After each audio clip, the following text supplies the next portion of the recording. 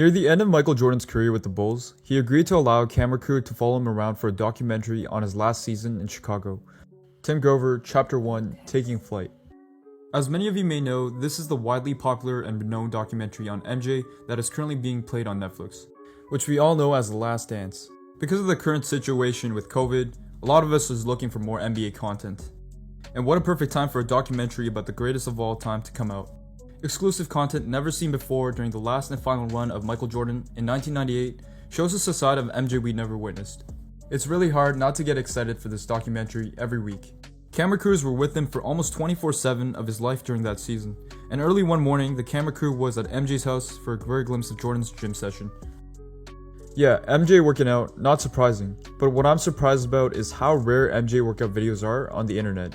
And I'm not talking about MJ's hoop sessions, I'm talking about him working under a barbell and lifting weights. The cameraman noticed a poster on the wall, a classic shot of MJ soaring through the air, with the caption, "How does MJ fly?" He zoomed into the poster, then turned to Michael and asked him, "How do you fly?" MJ just laughed, shook his head, and said, "Ask him." And that was Tim S. Grover, MJ's trainer for 15 years. Now I began reading the book Jump Attack by Tim Grover to learn how Michael Jordan trained throughout the offseason, so I can apply some of his exercises to my routine. I wondered, how did MJ rhyme for so long while maintaining such a taxing NBA season? Well, the best way to do that is to read a book written by MJ's personal trainer of 15 years during MJ's prime years. My name is Tim Grover.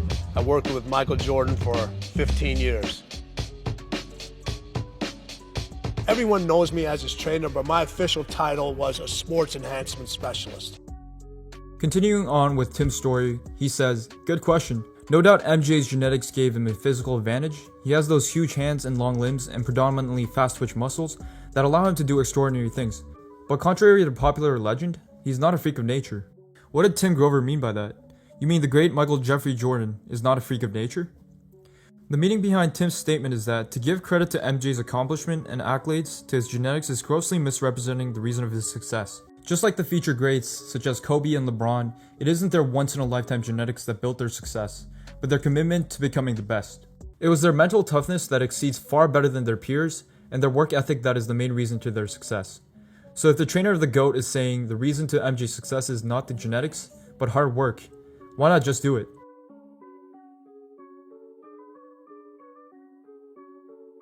When I started working with Michael in 1989, his vertical jump was 38 inches.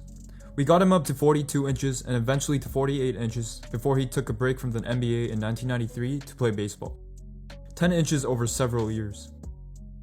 Now if this is true, did MJ really jump 48 inches? A seemingly ridiculous vertical even for the highest jumpers in the world.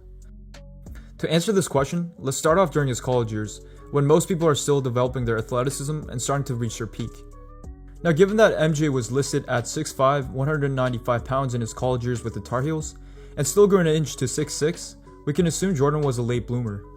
This is also backed up from the fact that MJ grew from 5'11" as a sophomore in high school to 6'3" in his junior year, and progressing to 6'5" into his college years. On March 1983, during the final regular game of that season, North Carolina played against Duke. In one play, the Tar Heels turned the ball over after Jordan passed it to the post. With Duke on the fast break, it seemed like Johnny Dawkins would make the easy transition layup. But of course, out of nowhere, there was Jordan flying up to the lane and getting up so high that he hits his head on the backboard. The play was a goaltend, but no one cared, and it was the fact that a 6'5" guard hit his head on the backboard. Now for a 6'5" guard to do what Jordan did, how high did he jump? Well, we know the height of the rim is 10 feet, and the bottom of the backboard is 6 inches lower, giving a height of 9 foot 6 inches. Michael was 6'5" or 6'6", so based on simple arithmetic, 9'6" minus 6'6" gives us 36 inches. So Jordan was at least jumping 36 inches, and no one can refute this based on the video. Also, when someone is going full speed down the lane, just like Jordan was, vertical speed is not the only speed at play, and some of the energy is going horizontally. Therefore, MJ didn't even jump his highest. And if you study basic high school physics, you know that kinematics shows us that you don't jump as high if most of the speed isn't directed vertically. This is on the assumption that you're applying the same amount of force to the floor or getting off at the floor at the same initial speed. Naturally, running jumps require some horizontal speed alongside vertical speed, because of it being an inherently speed-based movement. This is better explained by comparing long jumpers and high jumpers. Athletes competing in the high jump focus on converting or translating their horizontal speed into vertical speed. For long jumps, they try to maximize the direction of force they need to apply on the floor, which will allow them to travel the furthest. Ilya Ivanuk is a great example why high jumpers can be great dunkers using their vertical. High jump is a sport that can easily translate into single leg dunking. This is because high jump is a sport that focuses on getting the athlete's center of mass to the highest point. So the fact that Jordan had a lot of horizontal velocity in his jump, he was likely not jumping as high as he could. Regardless, he was able to hit his head on the backboard, and even then he was slightly above the backboard. So in 1982, in his sophomore year with the Tar Heels, we can safely assume MJ was jumping at least 38 inches. But we know Jordan jumps higher than that. Surely he doesn't only jump 38 inches. At the age of 19-20, like most athletes, Jordan hasn't reached his full potential in his athletic abilities. Fast forward to Jordan's early years with the Bulls, the pre-Pippen era where Jordan literally had no one else to rely on and had to carry the Chicago Bulls. This was also the time where young Jordan competed in the dunk contest, where he could display his amazing leaping ability without the worry of defenders hitting him in the air and potentially injuring him. Jordan had many very signature dunks, including the famous one-handed cradle dunk, which he would often display during wide-open transition plays or his dunk contests. And also the famous lean dunk that, to my knowledge, no one is able to replicate in terms of style and finesse. Side note, I think this dunk perfectly represents Jordan's superior athletic and physical ability. MJ had the air control, finesse, and large mitten hands to land this dunk. What do you even call this dunk? A windmill leader dunk? That doesn't even fully encapsulate this beautiful dunk. He palms the ball instead of cusping the ball like the usual windmill dunks. And back to the dunks I was talking about. The famous but highly underrated dunk is the reverse one-footed dunk. Jordan starts off on the right side of the wing and runs up into the low post, jumping to the other side and finishing up with a reverse dunk. Now Jordan has replicated these dunks in all of his dunk contests in 1985, 1987, and 1988. Nothing really stands out until you appreciate the airness in slow motion. You'll truly be able to appreciate Jordan's leaping ability. What's interesting is that each year, it seems as if Jordan was able to jump higher in these dunks. In his first year in 1985, he was able to get his head above the lower backboard, and in 1987, Jordan is able to reach his head on the rim, but ducks as soon as he is about to hit the rim. In 1988, Jordan is fully capable of hitting his head, but also has the ability to put his elbow into the rim.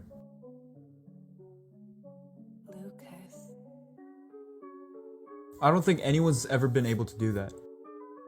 Again, back to the drawing board, if Jordan is 6'6" and the rim is 10 foot, Jordan needs to jump 42 inches to touch his head on the rim. But as you can see, at the age of 24, where most would consider an athletic prime year to be, Jordan was clearly able to touch his head on the rim. We also need to acknowledge that Jordan came into the dunk in an angle contorting his body sideways and rotating. So if you guys are familiar with max vert testing, this is definitely not the most ideal way of jumping in a max vert. Also from this angle, you can see that Jordan is leaning his head backwards and not fully extending his head so he can avoid the rim. Based on this attempt in 1988 at the age of 24, we can conclude Jordan was able to jump at least 42 inches. Since he was clearly able to jump higher, I think it's a good estimate to say that he was able to jump 2 to 3 inches higher if he was going for the actual standard vertical jump test. So by this time, I think MJ was jumping 45 inches with a great degree of certainty. But now you might ask, what about the ridiculous whopping 48 inches of vertical that Tim S. Grover and many people in the media claim? Could he really jump that high, or was Tim Grover hyping up his book for the media and public? In my opinion, I think part of it was the hype, but there is some truth to it. Jordan was clearly jumping up to 45 inches before he met Tim Grover, and was not jumping 38 inches in 1989. In fact, Jordan was jumping 45 inches at the age of 20. When he was at North Carolina, in a motion analysis class project during 1983, Jordan was the subject for a max vert jump test. Utilizing different parts of the subject's body as a marker, the subject's max vertical jump was carefully analyzed and measured. During the jump, Jordan was able to use his upper limb or his arm as a free swing to generate momentum. In the standing jump, Jordan measured at 35.93 inches, which is considered elite to even pro dunkers. And for his running jump, he measured a whopping 45.76 inches, which is even greater than what we anticipated from the analysis of the dunk contest. This was done with the 1 foot approach. So if MJ had a max vertical jump measured with the Vanguard Motion Analyzer, recording a 46-inch vert at the age of 20, Tim is surely using his stories as a marketing tactic. MJ was not jumping 39 inches in 1989 at the age of 26 and did not get his vertical to 42 inches. Okay, but what about Jordan jumping 48 inches? Did he ever really jump that high? I think at one point he really did, especially during his early years in between 1984 and 1990. If let's say we told him to jump as high as he could so he could test his max vert, most definitely he would have been able to jump 48 inches. And knowing Michael, he would have taken that as a challenge and enthusiastically agreed. At the age of 20, he was already jumping a verified 46 inches off of 1 foot. Is it crazy or out of reach to say he gained 2 to 3 inches of vertical during the NBA? After all, most track or power athletes who participate in sprints, jumps, or throws on average hit their peak by age 25. Jordan was 25 at the 1988-89 season. Is it a coincidence that Jordan was able to do a reverse elbow dunk off of 1 foot in the dunk contest that year? I think not. And if we told Jordan then to jump as high as he could for a max vert, without a shadow of a doubt, I believe Jordan would have been able to jump 48 inches, if not even jump 50. To conclude, I think Tim Grover was wrong in his statements, but I believe he and Jordan knew it. After all, marketing is the best way to make sales after the quality of the product. And I'm sure his statement helped him make a few more bucks. But overall, I believe Tim was right in that Jordan did jump 48 inches, but just not in the correct timeline he stated. Anyways, that's it for the video, guys. Originally, I wanted to make this video not just to solidify Jordan's actual jump height, but also largely in part to show that it wasn't Jordan's genetics that got him to where he was at, but his incredible mental toughness and the way he approached everything in life.